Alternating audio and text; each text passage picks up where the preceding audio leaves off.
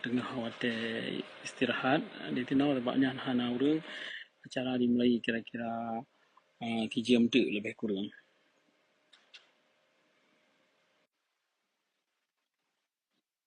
Ko Khairul insyaAllah. Tapi yang kehnya acara haji mulai dari poh 30 bunga tanpa poh leher ya. Ada kemah dari poh 30 bunga tanpa poh sa leher je melihat tabung lom dari poh leher tanpa poh 6. Dan mungkin 6 jam hanya dah live urang hana tad galak mungkin.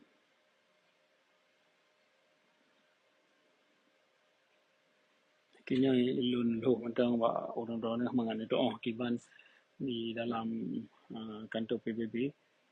Nya sebab ruang lagi nyo ruang lumbai dua paling raya di kena dalam kantor PBB yang tabah tu kan. Mian kalian gambar-gambar lun bak city kan. Yang na ruang warna kuning yang raya tat yang lebih paling raya yang na Presiden Pegat General Assembly kenan rapat raya yang memandum presiden-presiden mantaburnya dijak kenan nya lumbai dua paling raya sebab ramai orang dan le tempat lain ruang-ruang yang lebih hubung daripadanya. Menan tengku nanda yang kedengar tak usaha untuk budget abagah balom untuk dekat lain tak ada mena wate dan nasib wate insyaallah lekan budget abagah abang hanai tam li Indonesia yang kalian yang juuhnya na urang dua kan yang delegasi daripada musuh kedanya yang keji yang ke yang tam yang hambi begah habar kedanya dah begah habar kedanya awaknya dibantah sih lewatnya doa dari urang-urang nama mana yang di Nangrau mudah-mudahan kedanya masih apa yang dah buat Tengku Al-Qassam Sekjen PBB Jino Nanji Gutierrez yang orang paling raya dalam kantor PBB. Yang terima kasih ke rakan-rakan Mahmud Hanjit tat lon musuh beraya sebab di pinau na musuh jadi benda depa le orang-orang ni awaknya ya minta kesalahan katanya supaya tinggalnya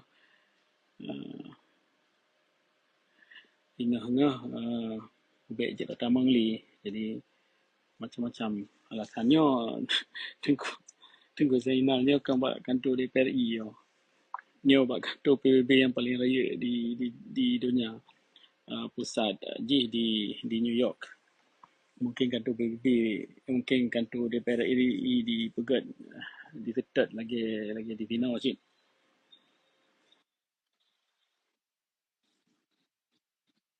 Nah di Tinau aku kantor PBB hana gimana hana lomna tapre keputusan awaknya cuman nyo kena baru pun datang dalam kantor PBB tunyo. Jadi kita mesti tak pubuk di dalam dan di luar Nangrau. Maksudnya tak pubuk di luar Nangrau matang di dalam Nangrau akan mati. Menajik tak pubuk di dalam Nangrau matang di luar Nangrau hana ada pubuk han mati rakan-rakan doa. Jadi yang untuk datang menghasi mesti nak ada pubuk luar dan dalam. Tunggu Zumi betul lagi orang begah tapi lagi orang begah yang dia ada pubuk di dalam Nangrau di Banjara kita pegang diplomasi di luar Nangrau kita tetap mahasi kita mesti nak ada pubuk di dalam Nangrau kan berarti waktu ada pubuk di dalam Nangrau kita mesti dapat tamu perang dengan budi kan waktu ada pubuk di dalam Nangrau katanya letak cara dengan pubuk nah terutuh kurang 28 boh cara untuk tamu perang dengan hana tangui kekerasan. Dengan Tugu Rezeki. Waalaikumsalam warahmatullahi tujuan kitanya adalah merdeka bahkan tu PBB lagi secara mutlak merdeka atau referendum. Jadi perkara yang Tugu Rezeki tujuan kitanya